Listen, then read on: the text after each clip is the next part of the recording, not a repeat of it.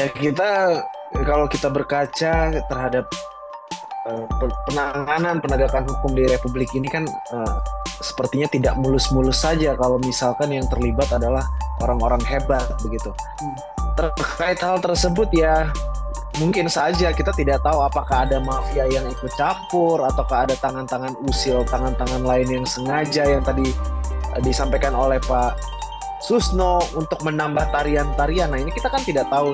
Tetapi menurut saya itu tidak akan menghilangkan esensi dari persidangan untuk menyelesaikan perkara ini. Justru yang harus digali adalah siapa yang menyebarkan atau siapa yang merekam video tersebut dan tujuannya apa begitu. Kalau misalkan masuk ke materi di dalam video yang katanya ada terkait dengan ancaman hukuman FS, ya saya rasa setuju-setuju aja kalau dihukum berat kan begitu. Tetapi menurut saya itu tidak mengaburkan perkara inilah. Itu kita anggap saja memang selalu ada rintangan-rintangan dalam menyelesaikan kasus ini. Oke, mantan Kepala Intelijen TNI, apa nih munculnya si video itu kenapa nih Pak Ponto? Ya biasa kan, ini salah satunya kan untuk menteror. Hakim, ini kita sudah lihat loh, kamu bikin begini-begini. Yang dicari kan itu, apakah di dalam itu sebenarnya yang ingin disiratkan ya, bukan disuratkan. Yang ingin disiratkan seakan-akan ada bargaining. Kan itu sebenarnya. Bargaining terhadap putusan. Yang mau dimunculkan, lihat loh, bahwa hakim ini ada bargaining dengan seseorang untuk keputusan apa yang akan diambil beliau. Kan itu yang ingin dimunculkan. Jadi praktek-praktek seperti ini memang lazim terjadi atau bagaimana Pak Ponto? Ya di mana ada kesempatan, di situ ada kesempitan. Setiap ada kesempatan sudah pastilah. Oke. Apalagi kasus ini kan kasus menarik perhatian orang banyak. Ya. Sehingga hal-hal yang demikian itu memang menjadi lumrah. Jadi jangan salahkan, dulu kan nenek moyang selalu bilang hati-hati dinding bertelinga. Jadi dinding aja bertelinga, makanya kalau kita sedang memegang kasus seperti ini ya harus hati-hati. Jangan dinding saja bisa jadi bertelinga, apalagi orang hidup kan itu. Nah ini kan terjadi ini karena kita tidak aware kalau itu benar ya, ini kalau itu benar. Tetapi tidak benar pun ini sudah dibikin seakan-akan benar. Tegas juga pendapat dari Pak Ponto sebagai mantan Kepala Intelijen TNI. Dia juga beranggapan jikalau ini benar terjadi kegiatan semacam teror terhadap hakim, sudah wajar terjadi hal seperti ini. Dengan komentar yang tegas dan santai dalam menyampaikan pendapat terkait video ini, mantan Kepala Intelijen TNI ini meminta agar hakim selalu berhati-hati dalam mengungkap kasus perkara Verdi Sambo dan kawan-kawan. Disampaikan pula keterangan dari Kepala Humas Pengadilan Negeri Jakarta Selatan, Juyamto, soal video Hakim Wahyu Iman Santoso curhat vonis Sambo. Juyamto juga mengatakan agar video ini tidak disalah-artikan oleh masyarakat.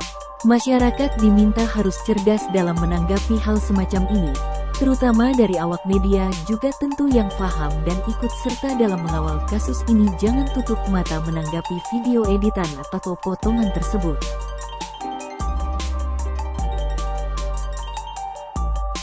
Yang pertama, bahwa video TikTok tersebut hanyalah merupakan potongan atau editan yang ternyata setelah kami klarifikasi kepada beliau, ya, kepada Pak Wakil Ketua Pengadilan Negeri Jakarta Selatan tersebut, tidak menampilkan secara utuh pernyataan beliau.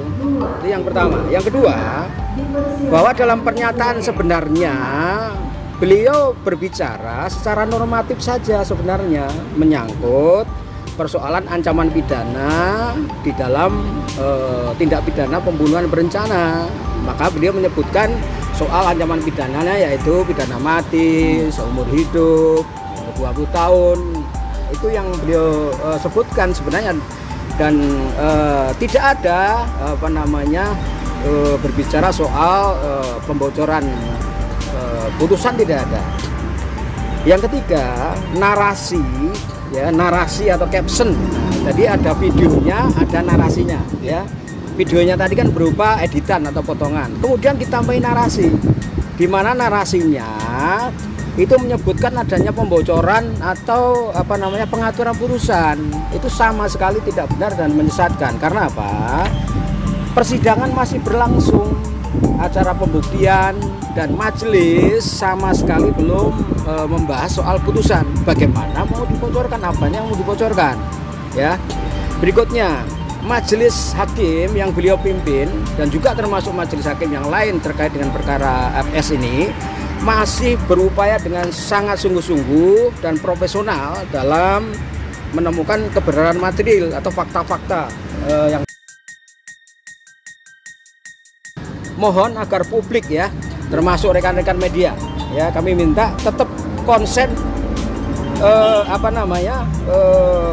mengawal, ya, mengawal proses persidangan ini agar berlangsung secara independen, secara profesional. Makanya sejak awal kita libatkan teman-teman media ini untuk terus mengawal perkara ini supaya apa? Kami betul-betul bisa secara profesional, independen, dan kami juga diawasi. Dengan diawasi oleh teman-teman dari publik melalui teman-teman media, kami juga tentu akan profesional di dalam mengambil putusan. Jadi kami tidak akan main-main, ya. Saya kira itu, ya.